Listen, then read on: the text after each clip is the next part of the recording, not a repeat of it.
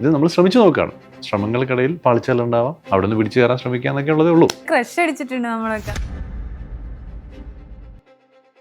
ആ crush MT സാറിനോട് തോന്നിയില്ലേ? ശരിക്കും അന്ന് അത്രയും ഒരു ഹൈപ്പിലേക്ക് എത്തിയ ഒരാള് അത്ര ഒരു ഹൈപ്പ് ഇന്ന് ഇല്ല എന്ന് വേണമെങ്കിൽ പറയാം. കൈലാഷാണ് ഞാനെന്ന് പറഞ്ഞാൽ അത്യാവശ്യം ആൾക്കാർക്ക് എന്നെ അറിയാം. ഞാൻ അന്ന് കത്തി ഇന്ന് കത്തിയില്ല എന്നൊക്കെ പറയുമ്പോൾ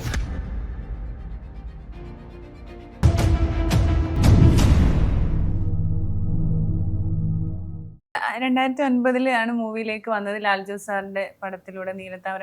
അല്ല, MT എന്ന മഹാനായ എഴുത്തുകാരനാണ് ആ കഥാപാത്രത്തിന് ജീവൻ കൊടുത്തത്. അപ്പോൾ MT സാർ ഇപ്പൊ നമ്മളോടൊപ്പം ഇല്ല. അപ്പോൾ MT സാറിന്റെ കൂടെയൊക്കെ ഉണ്ടായിരുന്ന ആ ഒരു കഥാപാത്രത്തിന്റെ പോലെയുള്ള ആ ഒരു കൈലാഷേട്ടനെ നമ്മൾ പിന്നെ ഒരിക്കലും കണ്ടിട്ടില്ല. ആ ഒരു സൗന്ദര്യത്തോടു കൂടിയും ആ ഒരു മാനറിസം ഒക്കെ വന്നിട്ട് എങ്ങനെയാണ് അതിനെ ഓർത്തെടുക്കുന്നത്? MTയുടെ കഥാപാത്രമാകുന്ന ഏതൊരാൾക്കും അതീവ സൗന്ദര്യം ഉണ്ടാവും. ആ സൗന്ദര്യത്തിൻ്റെ കോൺസെപ്റ്റ് എന്താണെന്ന് എനിക്കറിയില്ല. പക്ഷേ ഞാൻ കണ്ട മുഴുവൻ ആൾക്കാർക്കും MTയുടെ എല്ലാ കഥാപാത്രങ്ങൾക്കും അസാമാന്യമായ സൗന്ദര്യമുണ്ട്. അതോടൊപ്പം ലാൽ ജോസ് സാറിന്റെ മേക്കിംഗ്, വിദ്യാസാഗർ സാറിന്റെ അവിടെ ഞാൻ വേണം നിർബന്ധമില്ല. അവിടെ ആര് പോയി നിന്നാലും ഞാൻ നിന്നിട്ട് വരെ അത്ര നന്നായെങ്കിൽ ക്രഷ് അടിച്ചിട്ടുണ്ട് നമ്മളൊക്കെ. അന്നേരം ചെറിയ നന്നാ പോലും ആ ഒരു സിനിമ കണ്ടിട്ട്. Thank you. 15 വർഷം കഴിഞ്ഞിട്ട് അതല്ല, ആ ഒരു അനുരാഗ വിലോചനം ആ പാട്ട് അപ്പൊ ആ ഒരു പ്രായത്തിൽ നമുക്ക് അത്ര ഒരു എന്താ പറയാ, അത്രയും പ്രണയം അങ്ങനെയുള്ള ഒരു സമയമായിരുന്നു. ക്രഷ് MT സാറിനോട് തോന്നിയില്ലേ? MT സാറാണ് എന്റെ ഏറ്റവും ഇഷ്ടപ്പെട്ട എഴുത്തുകാരൻ. അപ്പോ ശരിക്കും നമ്മള് റൈറ്റേഴ്സും ഡയറക്ടേഴ്സും ടെക്നിക്കൽ സൈഡിലുള്ള ഇപ്പം എന്താ പറയാ, വിദ്യാസാഗർ പോലുള്ളൊരു മ്യൂസിഷ്യനും വിജയുടെ ക്യാമറയും ഇങ്ങനെ കുറേ ഫാക്ടേഴ്സിലാണ് നമ്മളിങ്ങനെ ബെസ്റ്റാക്കുകയാണ് അവരെ. നമ്മുടെ എല്ലാ കുറവുകളെയും ലൈറ്റ് അപ്പ് ചെയ്ത് ഹൈഡ് ചെയ്തും മേക്കപ്പിൽ മാനേജ് ചെയ്തും നമ്മളുടെ നടത്തത്തിന് ഒരു ഷോട്ട് അപ്പുറത്തുനിന്ന് കട്ട് ചെയ്തും ഇതൊക്കെ കുഴപ്പങ്ങളുണ്ടാവും ഒരുപാട്. പക്ഷെ അവരിങ്ങനെ ബെസ്റ്റിലേക്ക് എത്തിക്കുകയാണ്. അത് എത്തിക്കുക, അവിടേക്ക് നമ്മൾ പോയി നിൽക്കുക എന്ന് പറയുന്ന അതാണ് നമ്മുടെ ഒരു നിയോഗം അല്ലെങ്കിൽ ഒരു ഗുരുത്വം എന്നൊക്കെ പറയുന്ന പോയിന്റ്. പിന്നെ ഇപ്പൊ കൈലാഷേട്ടനാണേലും ആ സമയത്ത് കത്തി നിന്ന നമുക്ക് ഇപ്പോഴും ശരിക്കും അന്ന് അത്രയും ഒരു ഹൈപ്പിലേക്ക് എത്തിയ ഒരാള് ഇന്ന് അത്ര ഒരു ഹൈപ്പ് ഇന്ന് ഇല്ല എന്ന് വേണമെങ്കിൽ പറയാം. അപ്പോൾ എന്താണ് അത് കീപ്പ് ചെയ്യാൻ പറ്റാഞ്ഞത്? ഒരുപാട് പേര് അങ്ങോട്ട് പോയി ഒരുപാട് കഥാപാത്രങ്ങളെ തേടി പോവാത്തത് കൊണ്ടാണോ? പിന്നീട് ആരും എന്താ പറയാ, എന്റെ കഴിവിനെ കൂടുതലായിട്ട് ഉപയോഗിച്ചിട്ടില്ല എന്ന് തോന്നിയത്? എന്റെ കൂടെ എത്ര മനസ്സിലാവുമെന്ന് എനിക്കറിയില്ല. 2009 ഞാൻ സിനിമയിൽ വരുന്നത്. അതിനൊക്കെ മുൻപ് നമ്മൾ ഈ സിനിമയുടെ സംവിധായകരെ കാണാൻ പോകുന്നത് ഇന്നത്തെ പോലെ വാട്സപ്പോ റീൽസോ ഫോട്ടോസോ ഇല്ല. നമുക്കൊരു ഡയറക്ടറിന് ഒരു ഫോട്ടോ കാണിക്കണമെങ്കിൽ ഏതെങ്കിലും ഒരു ഫോട്ടോഗ്രാഫർ എടുത്ത് പോയിട്ട് നമ്മൾ ഫോട്ടോ എടുക്കണം. നമുക്ക് ഫോട്ടോ എടുക്കാൻ പറ്റില്ല. അപ്പം നമ്മൾ വിചാരിക്കുന്ന പോലത്തെ ഒരു ഫോട്ടോ ആയിരിക്കില്ല ഈ ഫോട്ടോഗ്രാഫർ എടുത്തു തരിക. അയാളൊരു ഫോട്ടോ നമുക്ക് എടുത്തു തരിക. നമ്മുടെ ആവശ്യം നമ്മുടെ ആക്ടിങ് എബിലിറ്റി ഒറ്റ ഫോട്ടോയിൽ കണ്ടാൽ മനസ്സിലാവുന്ന ഒരു ഫോട്ടോയാണ് നമ്മുടെ ആവശ്യം. അത് എൻ്റെ ആവശ്യമല്ല, അയാളുടെ ആവശ്യം എന്ന് പറയുന്ന ഒരു പ്രശ്നമുണ്ട്. ഈ പ്രശ്നത്തിനെ സോൾവ് ചെയ്താണ് ഒരു ആക്ടർ ഒരു ഫോട്ടോ എടുക്കണേ. അങ്ങനത്തെ 10 ഫോട്ടോ എടുത്തിട്ട് അതും കൊണ്ട് ഡയറക്ടറിനെ കാണാൻ പോകുമ്പോൾ അയാളുടെ വീട്ടിൽ ചെന്ന് നമ്മൾ എങ്ങനെയെങ്കിലും കാണുമ്പോൾ ചിലപ്പോൾ അവർ പറയും അടുത്ത ബുധനാഴ്ച വരാൻ പറയും. അയാളുടെ അമ്മ പറയും ഇവിടെ ഇല്ല എന്ന് പറയും. നമ്മൾ ബുധനാഴ്ച വരുമ്പോൾ അവർ പറയും തിങ്കളാഴ്ച വന്ന് ചൊവ്വാഴ്ചയായിട്ട് പുള്ളി പോയി എന്ന് പറയും. ഇങ്ങനെ എൻ്റെ 6, 8, 10 മാസമൊക്കെ പോയ സമയങ്ങളുണ്ട്. അങ്ങനെ ഒരു കാലത്തെ ചാൻസ് വെച്ച ആളാണ് ഞാൻ. അവിടെ നിന്ന് ചിലപ്പോൾ CD-യിലും ഫ്ലോപ്പി എന്നൊക്കെ പറയുന്ന സാധനങ്ങളുണ്ടായിരുന്നു. ഇതിലൊക്കെ നമ്മുടെ ഫോട്ടോസ് നമ്മൾ റൈറ്റ് ചെയ്ത് വെക്കും. എന്തിനും ചോദിച്ചാൽ അപ്പം എടുത്ത് കൊടുക്കും. അവിടെ ചെല്ലുമ്പം അവരിട്ട് നോക്കുമ്പോൾ ഈ ഫ്ലോപ്പി വർക്ക് ചെയ്യാത്ത അവസ്ഥയുണ്ട്. ഇങ്ങനത്തെ ഒരുപാട് ഡിജിറ്റൽ കണ്ടൻസിൻ്റെ പ്രശ്നങ്ങൾ ഫേസ് ചെയ്ത് ചാൻസ് വെച്ചിട്ടുള്ള ഒരാളാണ് ഞാൻ. അപ്പോൾ അതുകൊണ്ട് ഇന്നിപ്പം ഒരാൾ പെട്ടെന്നൊരു ഫോട്ടോ എടുത്തിരുമ്പം ആ എക്സൈറ്റ്മെൻറ്റ് നമുക്ക് കുറയുന്നതിൻ്റെ റീസൺ, അല്ലെങ്കിൽ എനിക്കത് കുറയാത്തതിൻ്റെ റീസൺ സാധാരണ ഒരാളെ കേട്ടിൽ ഈ ഫോട്ടോയുടെ വാല്യൂ എനിക്കറിയാം.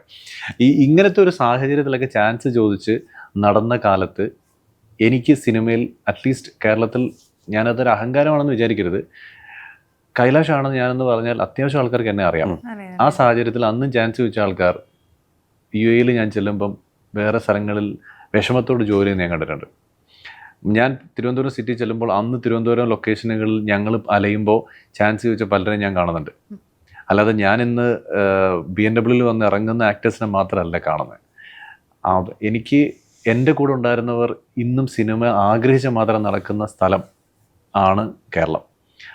ഞാൻ അന്ന് കത്തി ഇന്ന് കത്തിയില്ല എന്നൊക്കെ പറയുമ്പോൾ എനിക്ക് ആശ്വാസമാണ്. ഞാനിവിടെ ഉണ്ടല്ലോ, ഒരു 60ഓളം സിനിമകളുടെ ഭാഗമാകാൻ എനിക്ക് കഴിഞ്ഞല്ലോ.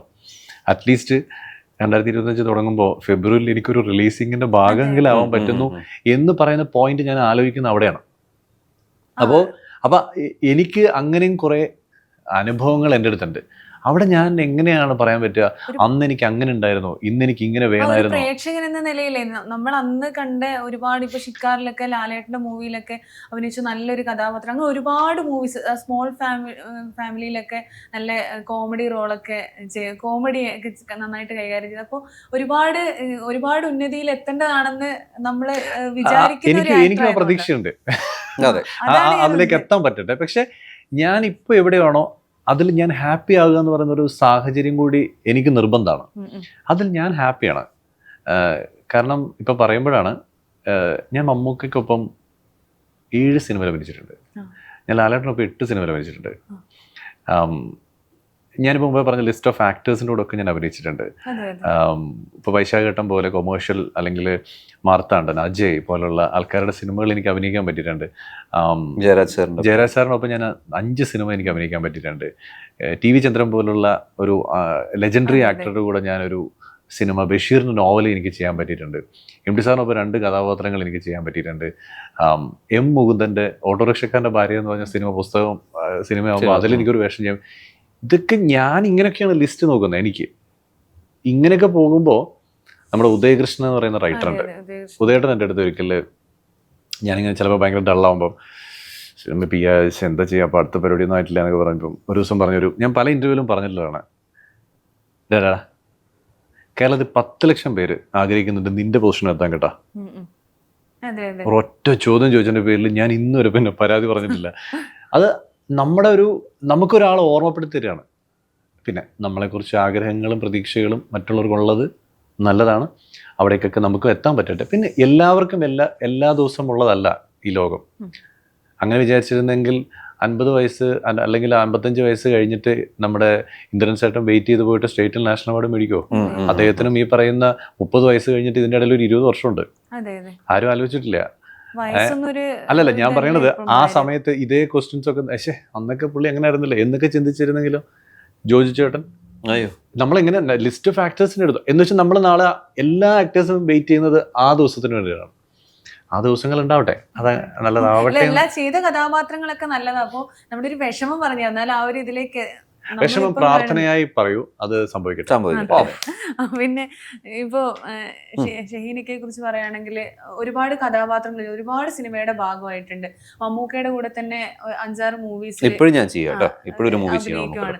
മമ്മൂക്കയെ ശരിക്കും അത്രത്തോളം ഒരു മൂത്താപ്പ എന്നാണ് വിളിക്കുന്നത്. അപ്പൊ അത്രയും ഒരു ആത്മബന്ധം സിദ്ദിഖിക്കയും മമ്മൂക്കയും തമ്മിലുണ്ട്. അപ്പൊ ആ ഒരു ഇതുകൊണ്ടാണോ ഒരുപാട് അദ്ദേഹത്തിന്റെ അടുത്തുനിന്ന് ഒരുപാട് അദ്ദേഹത്തിന്റെ സിനിമയിൽ അഭിനയിക്കാൻ പറ്റി? അതൊക്കെ എങ്ങനെയാ കാണുന്നത്? ക്രിസ്റ്റഫറിലായപ്പോ ഒരു ഡയലോഗ് പോലും ഇല്ലെങ്കിൽ കൂടി എല്ലാവരുടെയും ഉള്ളില് പതിയുന്ന ഒരു വേഷമാണ്. അത് അങ്ങനെ മേക്ക് ചെയ്തുകൊണ്ടാണ്. അതുകൊണ്ട് അങ്ങനെ എനിക്ക് അത്രയും നല്ല പ്രസൻസോടെ അത് ആ സീൻ അത്ര ഭംഗിയായി വന്നു. അതുകൊണ്ടാണ് എനിക്ക് അങ്ങനെ സാധിച്ചത്. മമ്മൂക്ക സിദ്ദിഖിക്ക് നമുക്ക് ഏറ്റവും ഇഷ്ടപ്പെട്ട ഒരു കോമ്പൗണ്ട്, നല്ല സുഹൃത്തുക്കളാണ്. അപ്പോ അവരിൽ നിന്ന് പഠിച്ചൊരു പാഠങ്ങളൊക്കെ എന്താണ് മമ്മൂക്ക? അല്ല, അങ്ങനെയല്ല. മമ്മൂക്ക വാപ്സിക്ക് കൊടുക്കുന്ന കൺസിഡറേഷൻ അല്ല എനിക്ക് സെറ്റ് ലഭിക്കും. കാരണം മറ്റു വർക്ക് ചെയ്യുന്ന ഒരു ആക്ടറിൽ ഒരാളാണ് ഞാൻ. ഇപ്പൊ ഞാൻ പല സിനിമയിലും ഇപ്പൊ ഞാൻ ചെയ്യുന്നത് മഹേഷ് നാരായണന്റെ മൂവിയിലാണ്. അപ്പോൾ അതിൽ നമുക്ക് ഹെൽപ്പ് വേണ്ട സ്ഥലത്ത് ചില കാര്യങ്ങൾ പറഞ്ഞു തരാറുണ്ട്. എല്ലാവരും ആഗ്രഹിക്കുന്ന ഒരു ഇതല്ലേ സത്യം പറഞ്ഞാൽ, മമ്മൂക്കയെ ഒന്ന് കാണുക അല്ലെങ്കിൽ അദ്ദേഹത്തിൻ്റെ അടുത്ത് ഒരു എന്തെങ്കിലും അഡ്വൈസ് കിട്ടുക. അപ്പോൾ ശരിക്കും പറഞ്ഞാൽ ഒരു ലെജൻഡറി ആയിട്ടുള്ള ഒരു അച്ഛന്റെ മകനായിട്ട് പിറന്നത് കൊണ്ട് കിട്ടിയ ഒരുപാട് സൗഭാഗ്യങ്ങൾ ഉണ്ടല്ലോ. അപ്പൊ അത് ആക്ടിങ്ങിൽ ഒരുപാട് ഗുണം ചെയ്തിട്ടുണ്ടോ? എന്താന്ന് വെച്ചാലേ അതെല്ലാം ഇറലവൻ്റ് ആവുമല്ലോ നമ്മൾ സീനിൽ അഭിനയിക്കുമ്പോൾ. ഞാൻ ക്രിസ്റ്റഫറിൽ അഭിനയിക്കുമ്പോൾ അത് മമ്മൂക്കയല്ലല്ലോ ആ സമയത്ത്. അപ്പോൾ നമ്മൾ ഇപ്പം ഇതിൽ ഒരുപാട് പെട്ടുപോയാൽ ചിലപ്പോൾ അഭിനയത്തിൽ അങ്ങനെ ഞാൻ മിസ്റ്റേക്സ് വരുന്ന ഒരുപാട് ആക്ടറെ കണ്ടിട്ടുണ്ട്. ആദ്യമായിട്ട് മമ്മൂക്കടൊപ്പം അഭിനയിക്കാം, മമ്മൂക്ക അതൊക്കെ പറഞ്ഞു, ഓക്കെ ഇനി ഒരു ആക്ഷൻ വിളിക്കുമ്പോൾ നമ്മൾ എന്താണോ ചെയ്യേണ്ട ജോലി അത് ചെയ്യണം.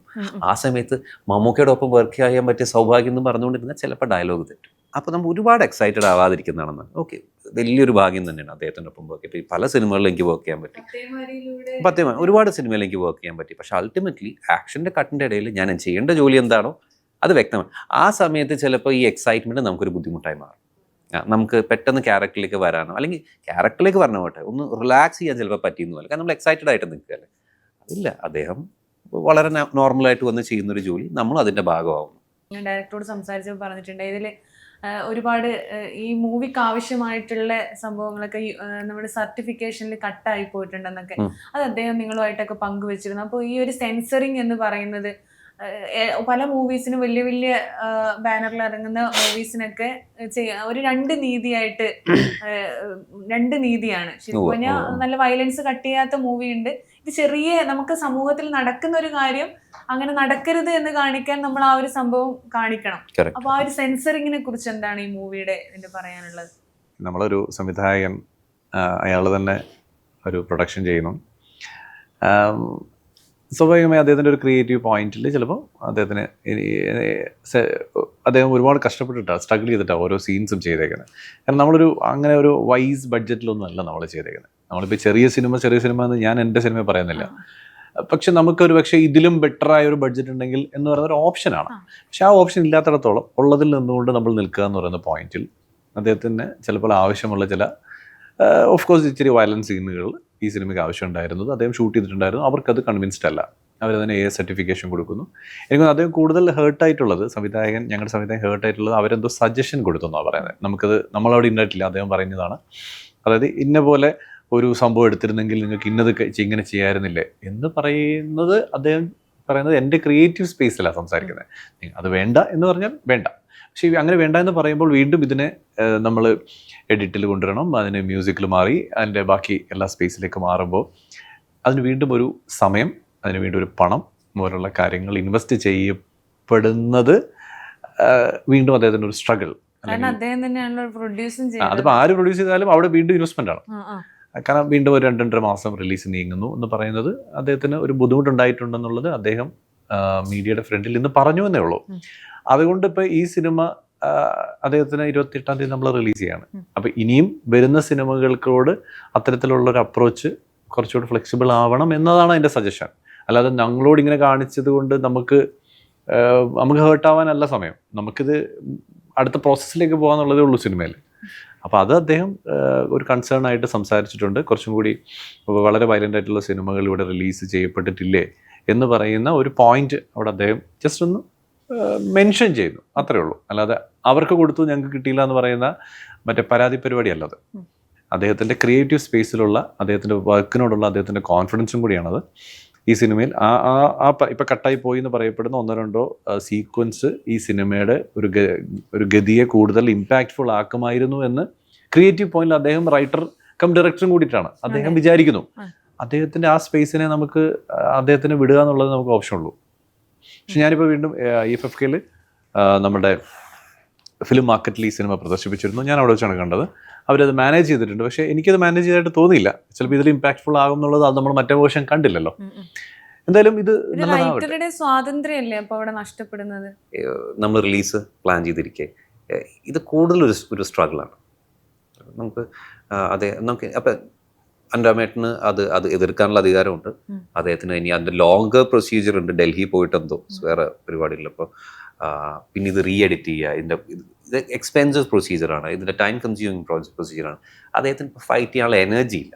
പക്ഷേ എനിക്ക് ഇഷ്ടപ്പെട്ടൊരു കാര്യം, അദ്ദേഹം എന്നാലും അദ്ദേഹത്തിൻ്റെ വിഷ്വൽസിന് വേണ്ടി അദ്ദേഹം ഫൈറ്റ് ചെയ്തു എന്നുള്ളതാണ്. ആശ്വാസം, ഇത്രയല്ലേ കട്ട് പറഞ്ഞുള്ളൂ, ഓക്കെ എന്ന് പറഞ്ഞ പടം നമ്മൾ മറ്റേ ഫിലിം മാർക്കറ്റിൽ കാണിച്ചപ്പോൾ ഹാപ്പിയാണ് ആളുകൾ. പക്ഷെ എങ്കിൽ പോലും എൻ്റെ ആ വിഷ്വൽസ് ഞാൻ അത്രയും പ്രതീക്ഷയോടെ ഷൂട്ട് ചെയ്തതാണ്. എനിക്കത് വേണം, എനിക്കത് കിട്ടിയില്ല, എനിക്കതിൽ കിട്ടാത്തതിൽ അതെന്താണെന്ന് എനിക്ക് അറിയണം, അങ്ങനെ വരാൻ പാടില്ലല്ലോ എന്ന് അദ്ദേഹം പറഞ്ഞ വോയിസ് റേസ് ചെയ്തത് അത് ഞങ്ങളുടെ ഫോണിലൂടെ മാത്രമല്ല, ഇപ്പം നിന്ന് പ്രസ് മീറ്റിലൂടെ പറഞ്ഞതിലും എനിക്ക് ഒരുപാട് ബഹുമാനമുണ്ട്. അദ്ദേഹം ആ ക്രിയേറ്റീവ് എഫേർട്ടിന് വേണ്ടി അദ്ദേഹം ഒരു സ്ട്രഗിൾ എടുത്തു. അത് പൂർണ്ണമായിട്ടും സ്ക്രീനിൽ കൊണ്ടുവരാൻ അദ്ദേഹം ഒരു എഫേർട്ട്, അത് ഞാൻ എന്തായാലും അപ്രീഷിയേറ്റ് ചെയ്യുന്ന കാര്യം. പിന്നെ മലയാള സിനിമയിൽ ഇപ്പോൾ വന്നൊരു മാറ്റം, അന്നത്തേൽ നിന്ന് മലയാള സിനിമ എത്രത്തോളം മാറിയിട്ടുണ്ടെന്ന് ബാക്കിൽ നിന്ന് തിരിഞ്ഞു നോക്കുമ്പോൾ എന്താ തിരിയൂ അതെന്താണ് കൈലാഷേട്ടനാണ് കൂടുതൽ അതിനെക്കുറിച്ച് പറയാൻ ആപ്റ്റായിട്ടുള്ളത്? അല്ല, സിനിമ മാത്രമല്ലല്ലോ, നമ്മുടെ വീട്ടിൽ നിന്നും ഭക്ഷണം ഓർഡർ ചെയ്താൽ വീട്ടിൽ വരുന്നില്ലേ, എല്ലാം മാറുകയാണ്. നമ്മൾ മറ്റേ പൈസ വേണമായിരുന്നു നമുക്കൊരാൾക്ക് കൊടുക്കാൻ. നമ്മളൊരു മെസ്സേജ് അയച്ചാൽ അയാൾക്ക് പൈസ കിട്ടിയെന്ന് നിങ്ങൾ വിചാരിക്കുന്നു, കൊടുത്തു എന്ന് ഞാനും വിചാരിക്കുന്നു. റെവല്യൂഷണറി ചേഞ്ച് എന്ന് പറയുന്നത് ഏട്ടാ തിയേറ്ററിന് മുമ്പിൽ ടിക്കറ്റ് ക്യൂ കുറഞ്ഞതാണ്. അത് അങ്ങനെ ഒരു സംഭവം ഇല്ലല്ലോ. ഞാനൊക്കെ ഇത്രയും നാളും കണ്ടേക്കുന്ന നമ്മൾ ടിക്കറ്റ് ക്യൂ നിന്ന് വാങ്ങുക, അല്ലെങ്കിൽ ബ്ലാക്കിന് വാങ്ങുക. അന്ന് തിയേറ്ററുകാരുടെ പവർ എന്തായിരുന്നു അറിയാം. അത് ഉസ്താദ് എന്ന് പറയുന്ന സിനിമ റിലീസ് ചെയ്യുമ്പോൾ ഞാൻ കോളേജിൽ പഠിക്കുക. അപ്പോൾ ഞാനിങ്ങനെ ഒരു സ്ഥലത്ത് ദൂരെ ഒരു സ്ഥലത്ത് പോയിട്ട് അപ്പം അന്ന് ഗേറ്റ് അടച്ചു വെക്കും, കാരണം അന്ന് പെട്ടി വരണം. അന്ന് അങ്ങനെ സമയമുണ്ട്. ഇതുപോലെ ഡിജിറ്റൽ കണ്ടന്റ് അല്ല വരിക, അലൂമിനിയത്തിന്റെ ഒരു സാധനം വണ്ടിയിൽ വരിക. അത് എടുക്കാൻ വേണ്ടിയിട്ട് അത് കയറ്റി ഇങ്ങനെ കൊണ്ടുപോകുമ്പോൾ വീണ്ടും പോലീസ് എന്നിട്ട് ഗേറ്റ് അടയ്ക്കും. എന്നിട്ട് അത് അകത്ത് സെറ്റ് ചെയ്തതിന് ശേഷം ഗേറ്റ് തുറക്കുന്ന ഒരു സമയമുണ്ട്. എൻ്റെ അമ്മോ! അപ്പോൾ കുറേ ആൾക്കാർ ഗേറ്റിൻ്റെ പുറത്തോട് ജമ്പ് ചെയ്ത് ചാടുക. ഹീറോയിക്കാണ്. എത്ര ആദ്യം നമ്മളെ ലൈനിൽ നിൽക്കുന്നുള്ളതാണ്. എന്നിട്ട് നമുക്ക് 3 അല്ല 4 ടിക്കറ്റ് കൂടുതൽ തരില്ല. അങ്ങനെയുണ്ട്. കാരണം വെച്ചാൽ അല്ല 25 ടിക്കറ്റ് മേടിച്ചിട്ട് പുറത്ത് ബ്ലാക്കിൽ വിൽക്കും. 2 അല്ല 3 ടിക്കറ്റ് മേടിക്കുള്ളൂ, തരാൻ കൊടുക്കുള്ളൂ. അങ്ങനെ നിന്ന് ഇതെല്ലാം കഴിഞ്ഞ് പിറ്റേ ദിവസം രാവിലെ ഹീറോയ്ക്കായിട്ട് വന്ന് അവർ രാവിലെ കഥയൊക്കെ പറഞ്ഞു. ഉസ്താദ് ലാലേട്ടൻ ഇങ്ങനെ ഒരു വണ്ടി വാനുണ്ട്. അന്ന് നമ്മൾ ക്യാരവാൻ ഒന്നും കേട്ടിട്ടില്ല, ആ വാക്ക് അറിയത്തില്ല നമുക്ക്. ഇങ്ങനെ ഒരു വാന് മെറ്റഡോറിന്റെ, ആ വാനിൽ വന്നിട്ടൊക്കെയാണ് ഇങ്ങനെ തുറന്നിട്ട് സംസാരിക്കുക. എല്ലാം കഴിഞ്ഞിട്ട് ബിസിനസ് സ്റ്റഡീസ് പഠിപ്പിക്കുന്നത് നമ്മുടെ പാവം സാറ് വന്നിട്ട് വെച്ചു. എങ്ങനെയായിരുന്നു? ഞാൻ ചോദിച്ചില്ല സാർ, സുഖമായിരിക്കുന്നു. ഇന്നലെ എന്താ പറഞ്ഞാൽ സാർ വീട്ടിലൊരു പ്രശ്നമായിരുന്നു പറഞ്ഞു. എഴുന്നേറ്റിരിക്കാൻ പറഞ്ഞു. നിന്റെ കൂടെ ആരെങ്കിലും ഉണ്ടായിരുന്നു? 5 പേര് എഴുന്നേപ്പിച്ച് പുറത്തേക്ക് വിട്ടു. സാറ് അതിലെ കൂടെ ബസ്സിൽ പോകുമ്പോൾ ബസ്സിന്റെ വ്യൂവിൽ ഞങ്ങളിവിടെ നിൽക്കണം. ഇന്നത്തെ കാലത്ത് അത് ഞാൻ പറയണത് അപ്പൊ ഇതൊക്കെ മാറിയിട്ട് പണ്ട് ഞാനൊക്കെ എറണാകുളത്ത് വന്ന സമയത്ത് സരിത സവിതയിലൊക്കെ നമ്മൾ കാറ് ലൈനിൽ നിൽക്കും, ഈ ഇങ്ങനെ നിൽക്കുമ്പോയിട്ട്. എന്നിട്ട് നമ്മൾ ഒരാൾ അകത്ത് പോയി ടിക്കറ്റ് വെയിറ്റ് ചെയ്യും. എന്നിട്ട് ആ സിനിമയുടെ വിട്ടിട്ടാണ് ഈ വണ്ടികൾ കയറാൻ പറ്റുള്ളൂ. മിക്കവാറും സംഭവിക്കുന്നത് ഈ കാർ പാർക്ക് ചെയ്യുന്ന ആൾക്ക് ആദ്യത്തെ 5 മിനിറ്റ് അല്ലെ 10 മിനിറ്റ് വേസ്റ്റ് ആവും, കാണാൻ പറ്റില്ല. കാരണം അപ്പോഴത്തേക്ക് സിനിമ തുടങ്ങും. ഇതൊന്നുമില്ല, നമ്മൾ ബുക്ക് ചെയ്യുന്നു, നമ്മൾ വിത്ത് സീറ്റാണ് ബുക്ക് ചെയ്യുന്നത്. ഇഷ്ടമുള്ള സീറ്റ് ബുക്ക് ചെയ്ത് ഫുഡ് ഓർഡർ ചെയ്യുന്ന. പണ്ട് ഞാനൊരു ഡോക്ടറെ കാണാൻ പോയപ്പോൾ ആ ഡോക്ടർ EMC ആണ് ഡോക്ടർ പറഞ്ഞു, സ്ഥിതിക്ക് ഇത് വലിയ കഷ്ടമാണ്. നമ്മൾ സരിത സവിതെങ്കിൽ ഇപ്പോൾ ഞാൻ വൈഫിനെ വിടും ടിക്കറ്റ് എടുക്കാൻ വേണ്ടി. ഞാൻ കാറൊക്കെ ഉള്ളിൽ കയറ്റി പാർക്ക് ചെയ്ത് കഴിയുമ്പോഴേക്കും പറഞ്ഞു ടിക്കറ്റ് കിട്ടിയില്ല, ഇനി വണ്ടി എടുക്കാൻ പറ്റില്ല. ഇത്രയും മണിക്കൂർ സ്റ്റക്കാണ്, ഒന്നും ചെയ്യാൻ അവിടെ കുടുങ്ങി. പഞ്ചാബി ഹൗസ്, രംഗാശിപ്പട്ടണം അതുപോലുള്ള മൂവിയൊക്കെ അന്നൊക്കെ 250-200 ദിവസങ്ങളിലൊക്കെ ഓടുമ്പോൾ ഞാൻ ആ ഒരു ഡയറക്ടറോട് വെച്ചപ്പോൾ പറഞ്ഞിട്ടുണ്ട്, പഞ്ചാബി ഹൗസിനൊന്നും ടിക്കറ്റ് പോലും കിട്ടാത്തൊരു അവസ്ഥ ഉണ്ടായിട്ടുണ്ട്. എന്ന് വെച്ചാൽ കടക്കാൻ പറ്റാത്ത, അതൊക്കെ തിയേറ്ററിൽ പോയി കണ്ടിട്ടുണ്ടോ? തീർച്ചയായിട്ടും. ഞാൻ B ക്ലാസ് തിയേറ്ററിൽ ആലുവയിൽ വന്നപ്പോഴാണ് കണ്ടത്, എറണാകുളത്ത് പോയല്ല കണ്ടത്. ആലുവയിൽ വരുമ്പോൾ 200 ദിവസമൊക്കെ കഴിഞ്ഞിട്ടുണ്ടാവും ചിലപ്പോൾ. പക്ഷെ നമ്മൾ ആലോചിച്ച് നോക്കുക, ആ ടീമിന്റെ ഒരു സന്തോഷം ആലോചിച്ച് നോക്കും. ഇപ്പൊ നമ്മള് ഇപ്പൊ സിനിമ റിലീസ് ചെയ്ത് 100 ദിവസം ഓടിക്കൊണ്ടിരിക്കുക. 100 ദിവസം പറഞ്ഞാൽ 3.5 മാസം കഴിയുന്നു. എന്ന് വെച്ചാൽ ഇതിന്റെ ഇടയ്ക്ക് ഇവര് വേറെ കാര്യങ്ങൾക്കൊക്കെ തുടങ്ങിയിട്ടുണ്ടാവും. അപ്പോഴും ഇവരിങ്ങനെ പോകുമ്പോഴൊക്കെ ഇവരുടെ സിനിമകളുടെ ഒരു ഹാങ്ങോ, അതിനൊരു എനർജി വേറെയാണ് അല്ലേ? നമുക്കൊന്നും അത് എക്സ്പീരിയൻസ് ചെയ്യാൻ പറ്റില്ല. നമ്മളിപ്പോ ഒരു സിനിമയും കൊണ്ട് വരുന്നു, ആ സിനിമ എന്തായാലും ആവുന്നു, അല്ലെങ്കിൽ നല്ലതാവുന്നു, അല്ലെങ്കിൽ നമ്മൾ വിചാരിച്ച പോലെ എത്തിയില്ല, അവിടെ തീർന്നു. അത് ആ സ്പേസ് കഴിഞ്ഞിട്ട് നമ്മൾ അടുത്തതിന്റെ പരിപാടിയില്ല. അത് ഒരേ സമയം നമുക്ക് സന്തോഷത്തിന്റെ ലെയർ ഹാങ് ഓവറിങ് ഇല്ലല്ലോ. പിന്നെ ഓഡിയൻസിന് സിനിമയെ കുറിച്ചുള്ള നോളജ് വല്ലാതെ കൂടിയിട്ടുണ്ട്. നല്ല കാര്യം, അവർക്ക് തന്നെ മേക്കിങ്ങിനെ കുറിച്ചും പല കാര്യങ്ങളും ഇപ്പൊ അവർക്ക് സ്പെസിഫിക് ആയിട്ട് പറയാൻ പറ്റുന്നു. ഒരുപാട് മാറ്റങ്ങൾ സിനിമയിൽ. കഥ പോലും നമുക്കിങ്ങനെ റിലേറ്റ്, ഇപ്പൊ അതായിരിക്കും അങ്ങനെ ആ രീതിയിലൊക്കെ ഇപ്പൊ ഓഡിയൻസ് തന്നെ മാറിപ്പോകുന്ന. ബേസിക്കലി നമ്മൾ റീൽസ് ഉണ്ടാക്കുന്നു, നമ്മൾ എഡിറ്റിംഗ് എന്താണെന്ന് മനസ്സിലാവുന്നു, മ്യൂസിക് ഫോണിൽ ചെയ്യുന്നു. നമ്മളിപ്പോ ഒരു ഫോട്ടോ ഇട്ടിട്ട് സ്റ്റോറിക്ക് ഈ പാട്ട് വേണ്ട, നമ്മളിങ്ങനെ പാട്ട് വരെ നമ്മൾ സെറ്റിൽ ചെയ്യുമല്ലേ മ്യൂസിക്. അപ്പോൾ സ്വാഭാവികമായി ഇത് നമ്മൾ റെഗുലറായി ചെയ്യുമ്പോൾ സ്വാഭാവികമായിട്ട് നമ്മൾ അവിടെ ആ മ്യൂസിക്കാണോ വരേണ്ടിയിരുന്നത് എന്ന് നമുക്ക് തോന്നുകയാണ്. ഇത് നമ്മുടെ നമുക്കിത് ടെക്നോളജിയും ഒക്കെ വരാം. പക്ഷെ ലോകത്തെ ഏറ്റവും ഇൻട്രസ്റ്റിംഗ് സാധനം ആസ്വാദനം എന്ന് പറയുന്ന ഒരു പോയിന്റാണ്. അതൊരു ഭക്ഷണമാവാം, അല്ലെങ്കിൽ സിനിമയാവാം, നമ്മൾ പോകുന്നൊരു യാത്രയാവാം, നമ്മൾ ഓടിക്കുന്ന ഒരു കാറാവാം. അതിനെ നമുക്ക് ആ മൊമെന്റിൽ ആസ്വദിക്കാൻ പറ്റിയാലേ കാര്യമുള്ളൂ. അപ്പൊ അത് അൾട്ടിമേറ്റ്ലി നമ്മുടെ സംവിധായകന്റെ ഏറ്റവും വലിയ സംഭവമാണ്. ട്വിസ്റ്റാണ് ഏറ്റവും പ്രധാനമായിട്ട് വേണ്ടത് അല്ലേ മലയാള സിനിമ? അങ്ങനെയൊന്നുമില്ല, സിനിമയ്ക്ക് അങ്ങനെ ഒരു നിർബന്ധമില്ല. പക്ഷെ സിനിമയുടെ മറ്റൊരു പ്രത്യേകത എന്ന് വെച്ചാൽ ഇപ്പൊ മാറ്റങ്ങളെ കുറിച്ചല്ല, പക്ഷെ സിനിമയുടെ എന്നിട്ടും സിനിമ സർവൈവ് ചെയ്യുന്നുണ്ടെന്ന് വെച്ചാൽ തിയേറ്റേഴ്സ് ഒരുപാട് ലോകം എമ്പാടും പല തിയേറ്റേഴ്സിന് എണ്ണം കുറയുന്നുണ്ട്. കേരളത്തിൽ പുതിയ തിയേറ്റേഴ്സും പണിയുന്നുണ്ട്, ആളുകൾ വരുന്നുണ്ട്, വരാതിരിക്കുന്നുണ്ട്. നല്ല സിനിമയ്ക്ക് ഇഷ്ടം പോലെ ആളുകൾ വരുന്നുണ്ട്, സാധാരണ സിനിമയ്ക്ക് ആളുകൾ കയറാത്ത അവസ്ഥ ഇങ്ങനെയൊക്കെയാണ്. പക്ഷെ എങ്കിൽ പോലും സിനിമയുടെ ഒരു പ്രത്യേകത എന്താണെന്ന് വെച്ചാൽ വേറെ ആർട്ട് ഫോമിനും ഒരേ സമയത്താണ് ആളുകൾക്ക് ഇമോഷൻ കിട്ടുന്നത്. ഇപ്പം നമ്മൾ ഭക്ഷണം കഴിക്കുകയാണെങ്കിൽ ഒരു 5 മിനിറ്റ് വന്ന് കഴിക്കുന്ന ആൾക്ക് ടേസ്റ്റ് വേറെ ആയിരിക്കും, ചൂടാറിയായിരിക്കും. ഇതങ്ങനെയല്ല. ഈ മൂവി ഒരു തുമ്പ് ഏറ്റവും ഫ്രണ്ടിലിരിക്കുന്ന റോള് ആൾക്കും ഏറ്റവും പുറകിലിരിക്കുന്ന ആൾക്കും ഒരേ സമയത്താണ് എമോഷൻ പോകും. ബോറടിക്കുകയാണെങ്കിൽ ബോറടിക്കും, ലാഗ് അടിക്കുകയാണെങ്കിൽ ലാഗ് അടിക്കും, ത്രില്ല് അടിക്കുകയാണെങ്കിൽ ത്രില്ല് അടിക്കും. ക്ലാപ്പ് ചെയ്യുന്ന സമയത്ത് എല്ലാവരും ഒരുമിച്ചാണ് ക്ലാപ്പ് ചെയ്യുക. ഈ ഒരു മിറക്കിൾ സിനിമയിൽ മാത്രമേ സംഭവിക്കൂ. അതുകൊണ്ടാണ് പലപ്പോഴും തിയേറ്ററിൽ ഇപ്പോഴും ആൾക്കാർ കാണണം പോകുന്നത് എന്ന് എല്ലാവരും മാക്സിമം പറയുന്നത്. ഈ സിനിമ നമ്മളെല്ലാവരും എല്ലാ പ്രൊമോഷനിലും പറയുന്നില്ലേ തിയേറ്ററിൽ സിനിമ കാണണേ. എന്താ വെച്ചാൽ ആ ഫുള്ളസ്റ്റ് ഇമോഷന് ഒക്കെ ചിലപ്പോൾ ലാൻഡ് ചെയ്യാൻ പറ്റിയേക്കും. അതായത് നമ്മളെല്ലാം പല ഡിസ്റ്റർബൻസിലും ഒക്കെ അല്ലേ കാണുന്നത്, പല ഡിസ്ട്രാക്ഷനിലും ഒക്കെ. ഇതങ്ങനെ ഇരുട്ടിലല്ലേ, ഇരുട്ടിൽ ഇത്രയും വലിയ സൗണ്ടും വിഷ്വലും വെച്ചിട്ട് ഫുൾ ആൾക്കാർക്ക് എല്ലാവരും ഒരേപോലെ എൻജോയ് ചെയ്യുന്നു. പിന്നെ നമ്മുടെ ഇൻഹിബിഷൻ ഇല്ലല്ലോ, കൈയടിക്കാൻ തോന്നുന്നു നമ്മൾ അടിക്കും. നമ്മളിവിടെ കൈയടിക്കാൻ തോന്നുന്നു നോക്കൂല്ലേ, അതുകൊണ്ടോ ഇപ്പൊ ഞാൻ കൈയടിച്ചോണെങ്കിൽ വൈഫ് എന്നെ പിടിച്ചു നിർത്തും, ഇങ്ങനെ കൈയടിക്കല്ലേ എല്ലാ സിനിമയും പോയി ഫസ്റ്റ് ഡേ തന്നെ കാണാറുണ്ട്. മാക്സിമം കാണാറുണ്ട്. അത്രയും ഇപ്പൊ കുറച്ച് കുറഞ്ഞു, കുറച്ച് മുളക്കെ ആയതുകൊണ്ട് തിരക്കായി. അതുകൊണ്ട് ആക്ടർ എന്ന നിലയിൽ ഒരുപാട് പേര് ആഗ്രഹിക്കുന്നുണ്ട് ഈ ഒരു മേഖല. അപ്പോൾ ഇത്രയും നാൾ രണ്ടുപേരുടെ ഒരു അനുഭവം വെച്ച് ഈ മേഖലയിൽ എത്തിപ്പെടാൻ ആഗ്രഹിക്കുന്നവർ പറയണ്ട. അപ്പോൾ അങ്ങനെയുള്ള ഒരു അഡ്വൈസ് എന്തായാലും, ഒരു പാഷനേറ്റ് ആണെങ്കിൽ മാത്രം നമുക്ക് ഇതിൽ നിലനിർത്തി പോകാൻ പറ്റൂ. ഒരു എന്തെങ്കിലും ഒന്ന് പ്രേക്ഷകർ കാണുന്നവർക്ക് എനിക്കൊരു വലിയ കഥ പറയട്ടെ ഈ സിനിമയെ കുറിച്ചും അല്ലാതെ ഒരു സർവൈവ് ചെയ്യാൻ ഒരുപാട് ഇപ്പൊ കൊച്ചിയിൽ എല്ലാവരും സിനിമാക്കാരാവണം എന്ന് ആഗ്രഹിക്കുന്നവരാ ഭൂരിഭാഗം പേരും. കൊച്ചിയിൽ മാത്രമല്ല, ലോകത്തെ എല്ലാ സ്ഥലത്തും സിനിമ കാണുന്ന ഏതൊരാൾക്കും സിനിമയിൽ അഭിനയിക്കണം തോന്നും. തെറ്റു പറയാൻ പറ്റില്ല. അത് നമ്മൾ നല്ലൊരു കാറ് പോകുമ്പോൾ തോന്നില്ലേ നമുക്കത് മേടിക്കണം എന്ന്. അത് മനുഷ്യൻ്റെ ബേസിക്സ് ആണ്. നമ്മളൊരു വലിയ ഹോട്ടൽ കാണുമ്പോൾ ഒരു ദിവസം കയറി താമസിക്കണം നമുക്ക് തോന്നില്ലേ. അത് അങ്ങനെയാണ്. അത് ഉണ്ടാവുന്നിടത്താണ് നമ്മളുള്ളൂ. മനുഷ്യനും ഇമോഷനും ഒക്കെ അവിടെയാണ്. സിനിമ നമുക്ക് ചില സിനിമ കാണുമ്പോൾ നമുക്ക് സിനിമയിൽ അഭിനയിക്കണം എന്ന് തോന്നാം. ഒരു മാസം നിങ്ങളൊരു സിനിമ കണ്ടില്ലെങ്കിൽ അപ്പോഴും നിങ്ങൾക്ക് തോന്നുന്നുണ്ടോ എന്നുള്ളതാണ്. നമ്മൾ സിനിമ കാണുമ്പോൾ മാത്രമല്ലല്ലോ, അത് കഴിഞ്ഞിട്ടും നിങ്ങൾക്ക് വീണ്ടും തോന്നുന്നു. ചിലപ്പോൾ നമ്മുടെ കൂട്ടുകാർ പലയിടത്തും സെറ്റിൽ ആയിട്ടുണ്ടാവും, അവർക്ക് ജോലി കിട്ടിയിട്ടുണ്ടാവും, അവർ മറ്റു പല പല കാര്യങ്ങളിൽ ചെന്നിട്ടുണ്ടാവും. അപ്പോഴും നമ്മളോട് പലരും പറഞ്ഞിട്ടുണ്ടാവും, എടാ എന്തിനാണ് ഈ പരിപാടി, നീ എന്താ പരിപാടി എറണാകുളത്ത്, നീ നിൻ്റെ കൂടെയൊക്കെ പഠിച്ച അവനന്ന് നിൻ്റെ അത്ര മാർക്കൊന്നും ഇല്ല, ഞാനാ അവൻ പോയി നിൽക്കണണ്ടാ, അവനൊന്ന് കാർ മേടിച്ചിട്ടുണ്ടോ, അവൻ വീട് വെച്ചിട്ടുണ്ടോ, അവൻ കല്യാണം കഴിക്കുന്നുണ്ടോ എന്നൊക്കെ ചോദിക്കുമ്പോൾ നമ്മൾ വീണ്ടും ആടും. ആണോ അല്ലേ? അല്ല ചിലപ്പോൾ നമ്മുടെ മാതാപിതാക്കളോട് ചോദിക്കും, എന്താ അവൻ്റെ പരിപാടി, അവൻ എറണാകുളത്താണ്, കുറച്ച് നാളല്ലോ അവൻ എറണാകുളത്താണ്. ഇതൊക്കെ ഇത്തരം ഒരുപാട് കാര്യങ്ങൾ. അപ്പോൾ നമ്മളിങ്ങനെ വേണോ വേണ്ടെന്ന് ഭയങ്കരമായി കൺഫ്യൂഷൻ വരും. അപ്പോഴും നമുക്ക് വേണമെന്ന് തോന്നുന്നതാണ്, ആ തട്ടാണ് താന്നിരിക്കുന്നതെങ്കിൽ മാത്രമേ ഇതിനകത്ത് പോകാവൂ. പിന്നെ ഒരു കാര്യം മനസ്സിലാക്കേണ്ടത്, സിനിമ നമ്മൾ ഈ വളരെ സക്സസ്ഫുള്ളായി നിൽക്കുന്ന 3-4 പേരുടെ ലൈഫ് കണ്ടിട്ടാണ് എല്ലാവരും സിനിമയിലേക്ക് വരുന്നത്. നമുക്കൊരു രജനീകാന്തിൻ്റെ കഥയാണ്, അദ്ദേഹം ബെസ്റ്റ് കണ്ടക്ടറിൽ നിന്ന് ഇന്ത്യൻ ഇൻഡസ്ട്രി തിരിച്ചു മറിക്കുന്നതിനെ കുറിച്ചാണ് ഇതൊരു പത്രക്കാരുടെ പോയിന്റ് ഓഫ് വ്യൂ എഴുത്താണ്, അല്ലെങ്കിൽ നമ്മൾ വായിച്ചറിഞ്ഞതാണ്.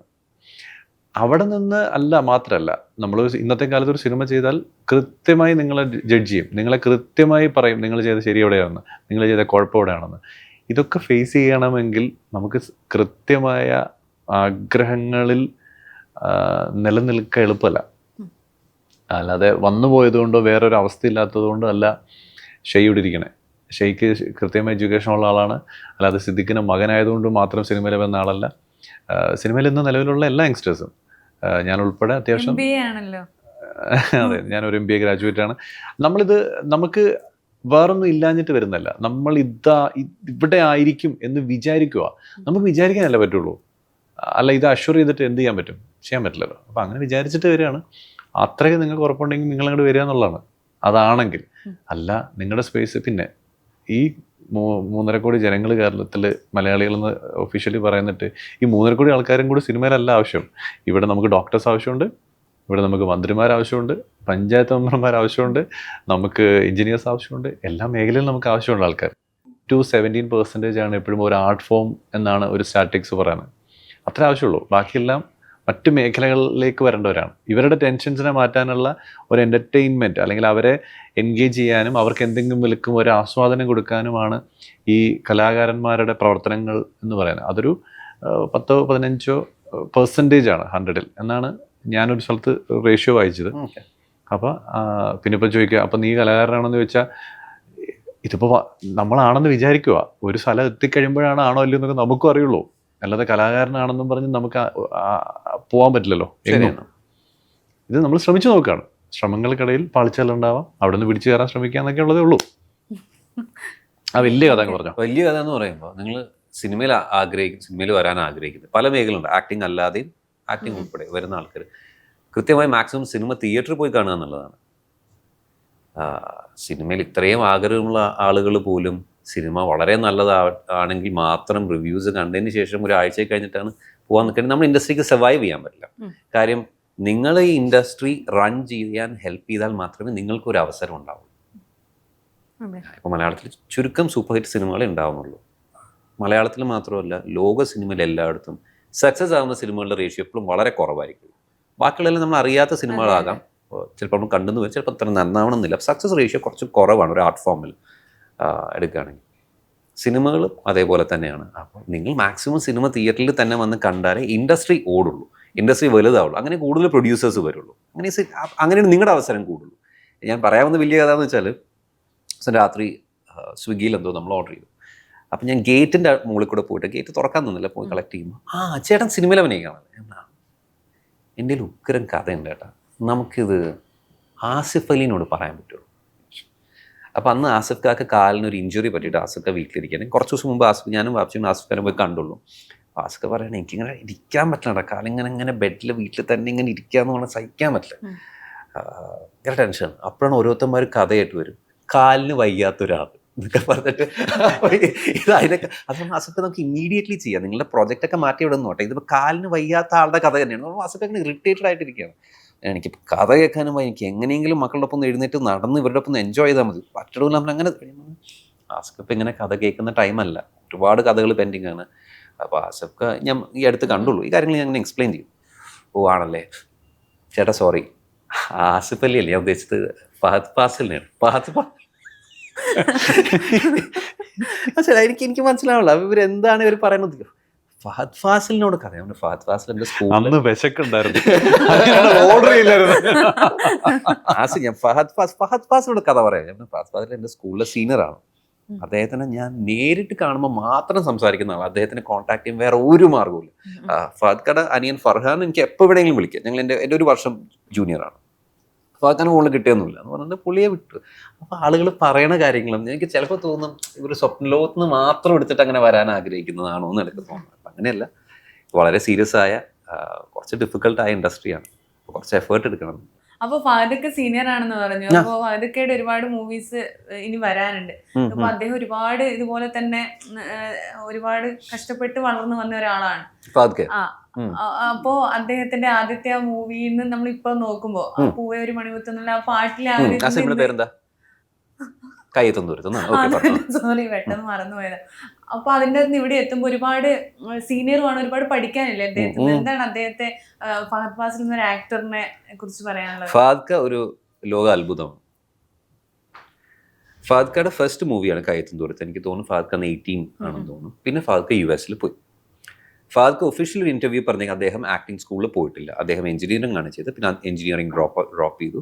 സിനിമ എഴുതാനെന്ന ആഗ്രഹത്തോടെയാണ് പിന്നെ എറണാകുളത്ത് വന്നത്. അപ്പോൾ US പോയിരുന്നെങ്കിൽ വീസ റിന്യൂ ചെയ്തിട്ട് അദ്ദേഹം US തന്നെ കണ്ടിന്യൂ ചെയ്തേനെ. പക്ഷെ അത് ചെയ്തില്ല. ഇവിടെ എനിക്ക് തോന്നുന്നു VKP സാറിൻ്റെ മറ്റേ കേരള കഫേയിലെ ഒരു എപ്പിസോഡ് റിമ കല്ലിങ്ങളുടെ ഒപ്പം ഉള്ള അനൂപ് മേനോനുണ്ട് ആ സ്റ്റോറിയിൽ, അതിലാണ് അഭിനയിക്കുന്നത്. രസം എന്താണെന്ന് വെച്ചാൽ, ഞാൻ വാപ്പച്ചിയും രഞ്ജിത്ത് അങ്കിളും ഭയങ്കര ക്ലോസ് ആണ്, ഡയറക്ടർ രഞ്ജിത്ത് ഭയങ്കര ക്ലോസ് ആണ്.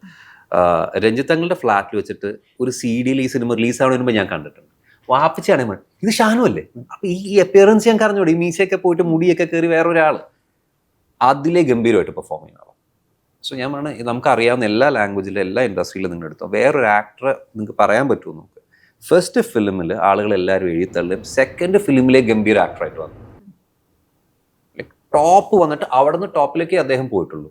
ഞങ്ങളോടൊക്കെ ചോദിക്കുന്ന പല ആൾക്കും ഫഹദിനെ കണ്ടു, ഫഹദ് ചെയ്യണം കണ്ടു, ഫഹദിനെ പോലെ പെർഫോം ചെയ്യും, എങ്ങനെ ചെയ്യാനാണ് പഠിച്ചോണം, അത് ഫാസിൽ മാത്രമേ കഴിയുള്ളൂ. അപ്പോൾ ഞാൻ ഈസ് എ മിറക്കിൾ. അങ്ങനെ ഒരു മിറക്കിൾ എനിക്ക് മറ്റൊരു ഇൻഡസ്ട്രിയിലും അറിയില്ല. നമ്മൾ കണ്ട സിനിമകൾ വെച്ചോ മറ്റ് പല ആക്ടേഴ്സിനും ഫസ്റ്റ് ഫിലിമിൽ ആളുകൾ എഴുതി തള്ളും, സെക്കൻഡ് ഫിലിമോട് ഇത്ര അടിപൊളിയായിട്ട് പെർഫോം ചെയ്യുന്ന വേറെ ആക്ടറെ കാണാൻ. അത് ഇതിന്റെ ഇടയിൽ ഒരു 10-12 വർഷം ഉണ്ട്. അദ്ദേഹം എന്താ ചെയ്തതെന്ന്, ഇനി എന്തൊക്കെ ചെയ്യും, അതേ ശരി ഇന്നൊരു ആക്ടിങ് സ്കൂളിൽ പോയി ഞാനും പോവാം, തിരിച്ചോട്ട് അതേപോലെ പെർഫോം ചെയ്യാൻ പറ്റുന്നില്ല, അതില്ല, അത് പഠിച്ചുകൊണ്ടിരിക്കും. അത് മാത്രമല്ല, ഇപ്പം നമ്മൾ ആലോചിക്കേണ്ടത് അദ്ദേഹത്തിന്റെ ഏറ്റവും വലിയ സാധനം ഫാസിൽ സാർ പോലെ ഒരാളുടെ മകനാണ്. മലയാളത്തിൽ ഇത്ര നേരം ആക്ട് ചെയ്യുന്ന ഒരു ഡയറക്ടർ ഇല്ലെന്നാണ് എല്ലാവരും പറയുന്നത്. അപ്പം അങ്ങനെയുള്ള ഒരാളുടെ ജീനിൽ നിന്ന് വന്നേക്കുന്നതാണ്. നമ്മളിതെല്ലാം ഫാക്ടേഴ്സാണ്. അറ്റ് ദ സെയിം ടൈം അദ്ദേഹത്തിനുണ്ട് 10-12 വർഷം ഇതിന്റെ ഇടയിലൊരു ഗ്യാപ്പ്. അതെ. എന്താ ഇൻഡസ്ട്രിയിൽ ഇപ്പൊ മുമ്പേ ചോദിച്ച പോലെ ഫാസിൽ സാറിന്റെ ശിഷ്യന്മാർ എത്ര പേരുണ്ട്, അതെ. അവരോടൊക്കെ ഒരു പടത്തിൽ അവനെയും കൂടി സഹായിക്കണം എന്ന് പറയാൻ പറ്റില്ലേ? അങ്ങനെ അപ്പൊ ഈ സഹായിക്കലല്ല സിനിമ. ഫാസിൽ സാറിനുള്ള ഒരു ശിഷ്യഗണങ്ങൾ ആലോചിച്ച് നോക്കൂ, അതെ, എത്ര വലുതാണ് അവരുടെ ശിഷ്യഗണം. 3-4 ലെയർ ഓഫ് ആൾക്കാരാണ്. മമ്മൂക്ക, ലാലേട്ടൻ ഉൾപ്പെടെയുള്ള ആക്ടേഴ്സ് വേറെ ഗുരുതുലിനെ കാണുന്ന ആളാണ്. അതെ. അവരോടൊക്കെ പറഞ്ഞാൽ പോരെ, നിങ്ങളൊക്കെ സിനിമകളിൽ നിന്ന് ഒരു സാധനം അവരനിയം ചെയ്തോളൂ. അതെ. അങ്ങനെ പറയാൻ പറ്റില്ല എന്നുള്ളത് ഫാസിൽ സാറിന് അറിയാം. അതാണ് അയാളുടെ ആ മനുഷ്യൻ ഗ്രേറ്റ് ആവണേ. എന്നിട്ട് ഇയാൾ ഒരു സ്ഥലത്ത് വരും. അത് അങ്ങനെയാണത്. സിനിമക്കുള്ളിൽ വരുമ്പോഴേ നമ്മളത് മനസ്സിലാവുള്ളൂ. അപ്പോ ഇനി എന്തൊക്കെയാണ് മറുവശം അല്ലാതെയുള്ള എന്തൊക്കെയാണ് ഇനി വരാൻ? ഇപ്പൊ ആദ്യം മറുവശമാണ്. മറുവശം മാത്രമാണ് നമ്മുടെ ഇപ്പോഴത്തെ ഒരേ ഒരു ഫോക്കസ്. മറുവശം അതിന്റെ ഗംഭീരമായ സക്സസ് ആവട്ടെ, അത് കഴിഞ്ഞുള്ള പാർട്ടി എന്നുള്ള കാര്യങ്ങളിലാണ്. അതാ, അങ്ങനെ ആവട്ടെ. എന്തായാലും മറുവശം നല്ലൊരു സക്സസ് ആവട്ടെ. പിന്നെ നമ്മുടെ അപ്പൊ പ്രേക്ഷകരോട് പറഞ്ഞാൽ നമുക്ക് സന്തോഷമായിട്ട് അവസാനിപ്പിക്കാം. മറുവശത്തെ കുറിച്ച് എന്താണ് പറയാനുള്ളതെന്ന് വെച്ച് നമുക്കിത് അവസാനിപ്പിക്കാം. ഇതൊരു നോൺ ലീനിയർ സിനിമയാണ്. മറുവശം ഫെബ്രുവരി 28 തിയേറ്ററിലേക്ക് എത്തുകയാണ്. അനുരാം എന്ന സംവിധായകൻ്റെ സിനിമയാണ്. പ്രശാന്ത് അലക്സാണ്ടർ ഉൾപ്പെടെ നമ്മുടെ ഒരുപാട് ആക്ടേഴ്സ്, നമ്മുടെ ശ്രീജിത്ത് രവി, ഷെയ്ൻ ഉൾപ്പെടെ ഒരുപാട് പേര് ഇതിനകത്ത് അഭിനയിച്ചിട്ടുണ്ട്. എല്ലാവർക്കും ഒരു സ്പേസ് ഉള്ള സിനിമയാണ്. നിങ്ങൾ കാണുക, നിങ്ങൾക്ക് ഇഷ്ടമാവും എന്നുള്ള പ്രതീക്ഷയും കൊണ്ടാണ് നമ്മൾ മുമ്പോട്ടേക്ക് വരുന്നത്, അല്ലേ? ഇതിൽ നായകൻ ജയശങ്കരേട്ടനാണ്. ഇപ്പോൾ ജയശങ്കരേട്ടൻ ഹീറോ ആയിട്ട് കാസ്റ്റ് ചെയ്ത് ഒരു കഥ ഏറ്റവും റോ ഫോമിൽ പറഞ്ഞേക്കുന്ന, ഈ പറഞ്ഞ ഒരുപാട് ത്രിൽസും ഒരുപാട് ട്വിസ്റ്റ് ആൻഡ് ടേൺസും തരുന്ന ഒരു അമേസിങ് സ്ക്രിപ്റ്റായ നല്ലൊരു മൂവിയാണ്. ഞങ്ങൾ ഈ മൂവിയുടെ പ്രവർത്തകരായതുകൊണ്ട് മാത്രം പറയല്ല, ഇത് നമ്മൾ ഫിലിം മാർക്കറ്റിൽ IFKയിൽ പ്രദർശിപ്പിച്ചപ്പോൾ നല്ല റെസ്പോൺസ് കിട്ടിയൊരു സിനിമയും കൂടിയാണ്. അപ്പോൾ നമുക്ക് ഒരുപാട് കോൺഫിഡൻസ് കിട്ടുന്നുണ്ട്. ഇത് ഓഡിയൻസും ഇത് അക്സെപ്റ്റ് ചെയ്യുമെന്ന് വിശ്വസിക്കുന്നു. അപ്പോൾ നല്ലൊരു വിജയമാകട്ടെ. ഒരുപാട് കഷ്ടപ്പെട്ട് അദ്ദേഹം എടുത്തൊരു മൂവിയാണ്. ഒരുപാട് പ്രതിസന്ധിയിലൂടെ കടന്നുപോയിട്ട്. അപ്പോൾ എല്ലാ ആശംസയും.